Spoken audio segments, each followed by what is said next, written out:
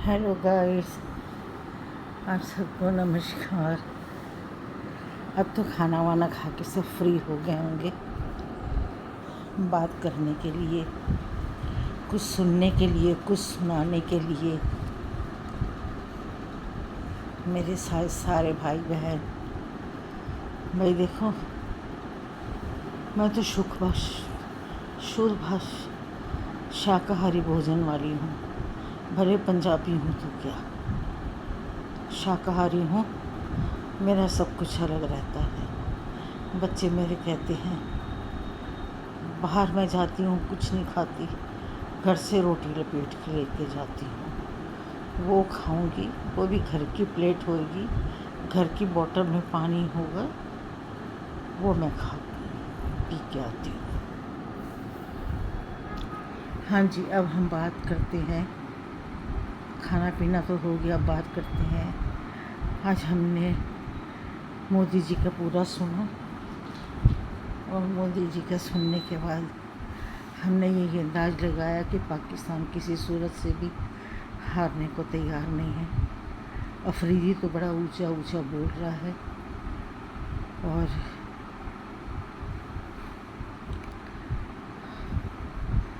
बड़ा दम दिखा रहा है वो अपना। चलो कोई बात नहीं, दिखाने दो ताकत अपनी। जिसके अंदर जो ताकत होती है उसको दिखाना चाहिए ज़रूर। वो अपनी ताकत दिखा रहा है तो दिखाए। तो बात ये है कि देखते हैं अब हमारे मोदी जी क्या करते हैं।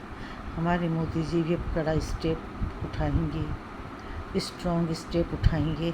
पहले तो हमने 2 दिन का टाइम दिया, सोचा कि चलो ये युद्ध ना हो, प्यार बना रहे आपस में सबका एक दूसरे के साथ। लेकिन नहीं, ये पाकिस्तान है ना,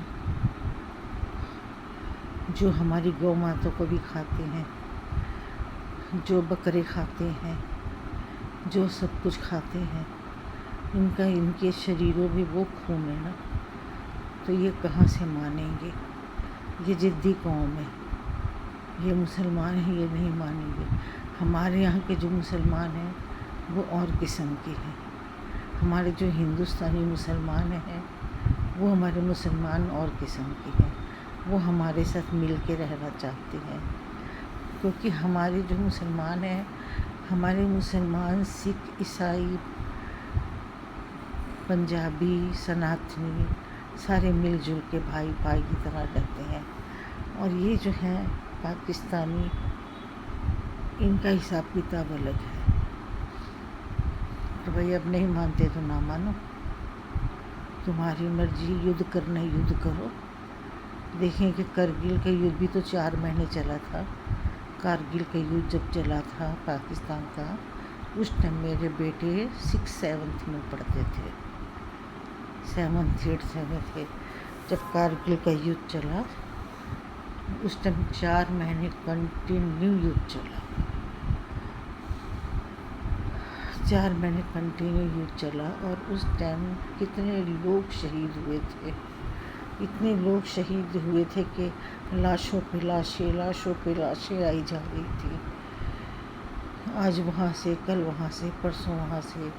वो चीज़ तो मोदी जी नहीं चाहते थे, लेकिन फिर भी अब जब वो नहीं मानते, तो जब वो नहीं मानना चाहते, वो कहते हैं हम लड़ाई करेंगे। और लड़ाई के मकसद से ही उन्होंने पहलगाम में उन्होंने शुरुआत की है। लड़ाई के मकसद के लिए ही उन्होंने पहलगाम में सबसे पहले उन्होंने शुरुआत की। जो हमारे टूरिस्ट गए हुए थे उन पर इन्होंने हमला बोला और 29 लोगों को इन्होंने मारा। और मारने के बाद जो लेडीज़ और बच्चों को छोड़ के उनसे कहते हैं, और ये नहीं, उनकी लाशों को मारने के बाद, उनकी लाशों को, उनकी मरने के बाद उनकी लाशों के ऊपर भी इन्होंने लातें मारी। उनकी लाशों के ऊपर भी इन्होंने लातें जोर जोर से मारी। वो औरतें रो रही थी, छोड़ दो छोड़ दो छोड़ दो छोड़ दो। इन्होंने फिर भी नहीं छोड़ा, इतने ये कट्टर थे। और मैं आपको एक बात बता दूं, शायद मेरे में नहीं, मैं ना समझ होंगी इस मामले में, मैं आप लोगों से बात कर लेती हूँ। मेरे को तो कुछ घुड़सवारों के ऊपर भी शक जाता है। ये जो पहलगाम घुड़सवार लेके जाते हैं और जो अपना आप कहते हैं अमरनाथ, वैष्णो देवी, ये घुड़सवारों की भी इंक्वायरी होनी चाहिए।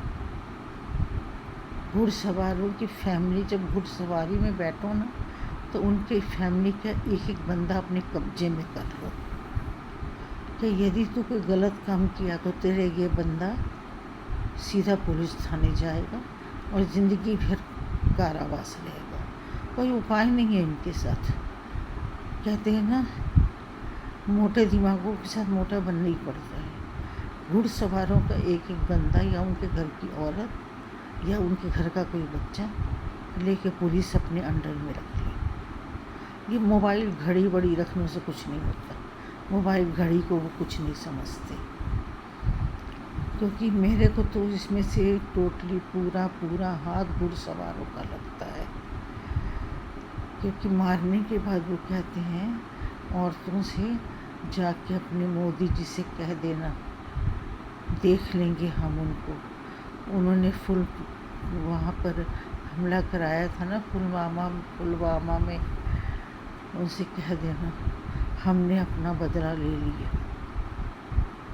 मत सोचो वो उस बदले के लिए कितना तरस रहे थे, उस बदला लेने के लिए कितना तरस रहे थे वो। इसीलिए मेरे हिसाब से तो जो है अपना इस बार ये जो घुड़सवारी है ना, क्योंकि हम बड़े बूढ़े तो बैठ नहीं सकते हैं, तो घोड़ों में बैठ जाते हैं। और ये जो है, और जो आधा तो ये घुड़सवारों का हाथ है, पैसों का, इनको हर चीज़ का पता लग जाता है। हमारी बातें समझ जाते हैं ये लोग, इनकी बातें तो हम समझ नहीं सकते, हमारी बातें ये समझ जाते हैं। और आज मोदी जी ने तो काफ़ी कोशिश की, लेकिन उन्होंने किसी सूरत से नहीं हार मानी। तो कोई बात नहीं मोदी जी, जिएंगे या मरेंगे आपके साथ हैं हम दिल से आपके साथ हैं।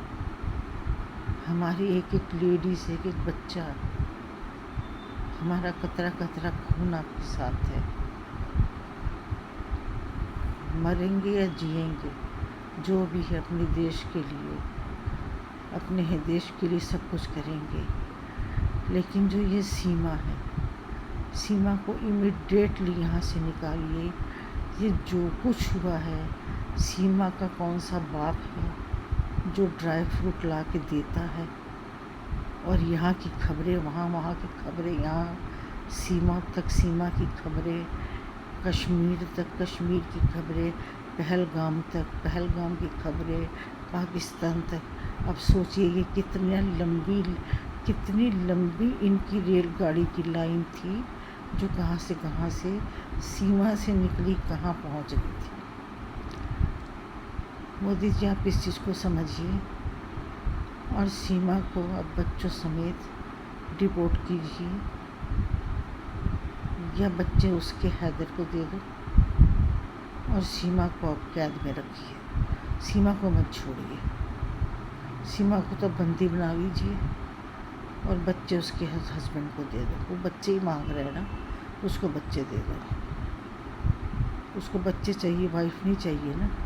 तो वाइफ तो उसकी ऐसी तबाया के, उसकी वाइफ को उठा के आप जेल में डालो और बच्चे उठा के उसके हस्बैंड के हवाले करो। 4 लड़कियाँ, बाकी जो अभी लड़की पैदा हुई है उसका बाप तो सचिन है, वो तो सचिन पालेगा, उसको भारत की नागरिकता मिलेगी, उसको तो सचिन पालेगा। अब जब खुल के मैदान पे उतरे हैं तो खुल के मैदान पे उतरेंगे, अब डरेंगे नहीं पाकिस्तान वालों से।